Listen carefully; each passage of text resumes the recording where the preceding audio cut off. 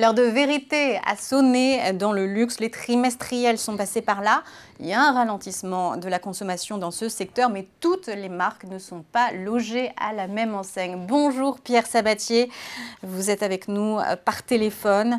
Bonjour, Le classement des progressions de chiffre d'affaires, donc au troisième trimestre pour les calls français, eh bien, toujours le premier de la classe, c'est Hermès, plus 15,6% en change constant pour ce troisième trimestre. Personne ne fait mieux.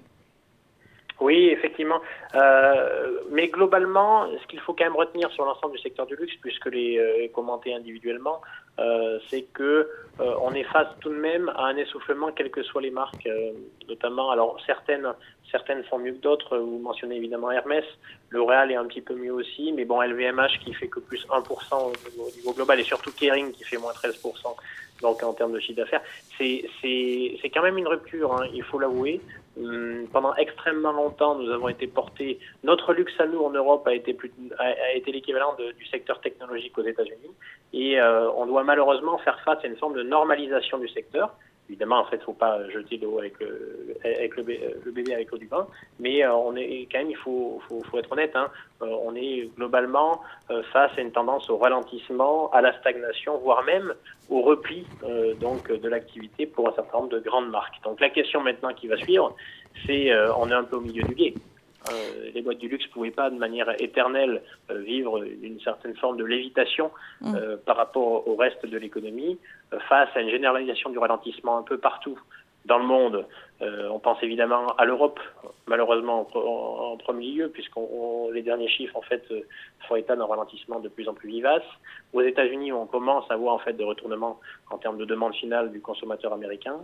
Et évidemment, en fait, et c'est peut-être ce qui inquiète le plus, une Chine qui s'installe dans une forme de marasme. Et d'ailleurs, c'est pas étonnant, hein, les mauvais chiffres systématiquement republiés par les grandes valeurs du luxe, mais font état finalement d'une économie chinoise qui, pour la première fois depuis bien longtemps, est décevante. Et donc face à cela, voilà, les entreprises ne sont que le reflet finalement de l'activité globale et de la macroéconomie.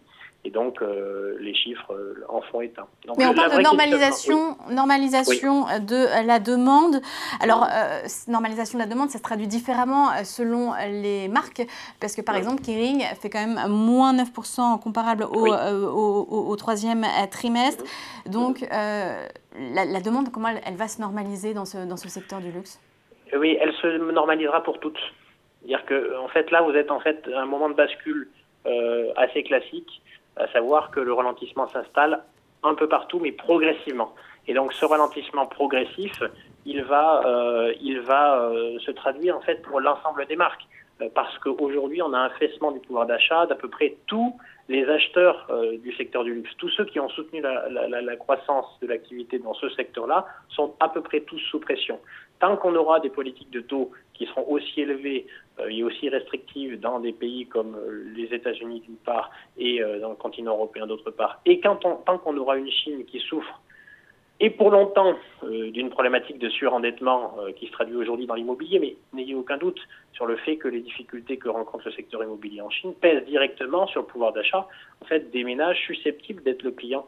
Donc le client de ces grandes valeurs du luxe. Oui, mais pour la Chine, par exemple, Hermès, qui est particulièrement exposé, à hauteur de 48% de son chiffre d'affaires, c'est finalement celui qui s'en sort le mieux.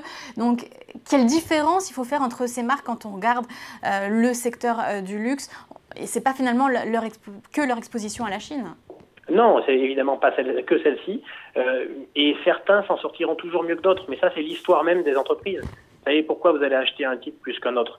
Évidemment, vous allez acheter un secteur d'activité, une thématique, parce que elle est globalement porteuse. Après, derrière, dans le détail, il y en a qui sont meilleurs que d'autres. Et donc, le vrai enjeu aujourd'hui pour ce type de valeur, et ça, c'est vraiment une clé pour les choisir, hein, pour arbitrer l'une vis-à-vis de l'autre, c'est quelles sont celles qui sont susceptibles de vivre à un niveau d'activité qui est moins favorablement orienté que par le passé. Et ça pose la question de la gouvernance de l'entreprise. La gouvernance de l'entreprise, parce à la limite, une marque ou qu'une marque puisse très bien se comporter dans un contexte favorablement orienté, eh bien, on n'a pas besoin de faire de grandes différences. Mais lorsque le contexte devient plus rude, eh bien, c'est là où on peut vraiment faire la différence entre les bons et les mauvais. Et donc, les chiffres actuels commencent à esquisser les marques qui sont plus résilientes que d'autres. Celles qui sont des vraies valeurs du luxe, celles qui progressivement, peut-être, ont vu un certain nombre de marques qu'on traduit encore ou qu'on juge encore être du luxe, mais qui le sont de moins en moins. Il est évident que celles qui ont accepté une forme de dégradation du niveau de marque, donc de ce qu'ils vendent, seront les premiers touchés par une dégradation du pouvoir d'achat, non des très très très riches, mais en fait des gens qui vont avoir les moyens, qui avaient les moyens d'acheter ce type de marque qu'on va considérer comme moyen haut de gamme et qui vont être les premiers en fait à souffrir. Et donc la question du positionnement, elle est centrale. Ça veut dire quoi? Ça veut dire qu'on a vraiment deux dimensions. Une dynamique globale qui fait par rapport au passé que ce secteur d'activité-là est moins bien orienté, puis après des différences qui viennent tout simplement des différences de gouvernance. Fort heureusement, hein, tous les bateaux n'ont pas les mêmes pilotes. Oui, du coup, vous évoquez la gouvernance. Justement, lors de la publication hier, François-Henri Pinault qui a évoqué certes le ralentissement de la demande au niveau macro, mais aussi la réorganisation de son groupe. C'est vrai qu'il y a beaucoup de changements de tête chez Kering. On voit aussi qu'il y a un changement au niveau des activités. On mise de plus en plus sur, par exemple, la division eyewear, qui était la seule en croissance d'ailleurs ce trimestre. Ça veut dire que chez Kering, on attend encore ou c'est un groupe sur lequel justement on peut miser sur la gouvernance? Là, pour le coup, est-ce qu'il faut être contrariant? C'est ça votre question. La bonne nouvelle, c'est que ça bouge. Face aux difficultés que la structure a rencontrées. Mais est-ce que ce sont les changements que vous attendez, vous? Pardon? Est-ce que ce sont les changements que vous attendez, que vous regardez? On les jugera en fait à l'aune des résultats futurs. C'est trop prématuré. En tout cas, ce qui est sûr, c'est qu'il fallait du changement. C'est-à-dire que face à une trajectoire qui est de moins en moins bien orientée, il fallait du changement. Après, la question fondamentale, c'est est-ce suffisant dans un contexte que, je le rappelle, devient plus difficile que par le passé.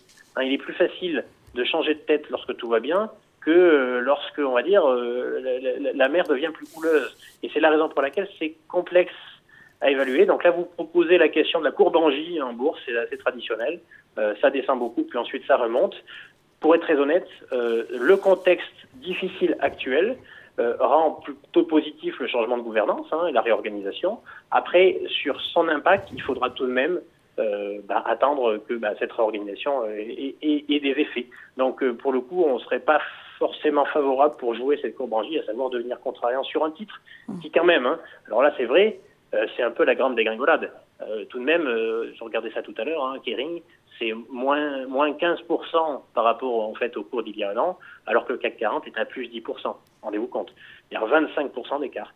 Voilà, mais c'est ça en fait la prime, ou la prime, ce qu'il en coûte, à la fois d'être dans un contexte alors qu'il était très porteur devient moins porteur, et par ailleurs de ne pas avoir en fait fait preuve d'assez de réactivité pour pouvoir s'y adapter.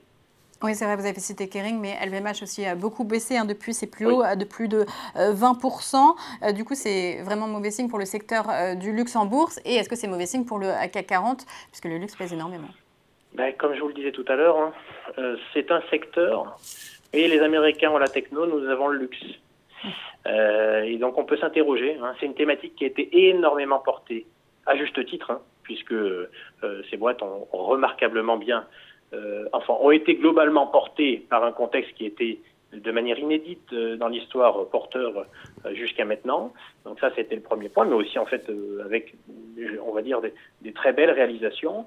Maintenant, on peut s'interroger quant à l'impact que ça a lorsque vous avez des indices qui sont très polarisés, très concentrés comme le CAC 40, une très grande sensibilité à ce secteur-là.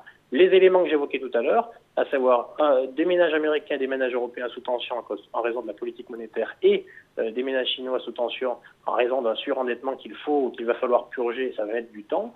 Concrètement, on peut effectivement imaginer que cette sensibilité au secteur du luxe amène à une sous-performance probable des indices européens par rapport aux indices américains, qui eux sont beaucoup plus chargés en techno qu'en luxe.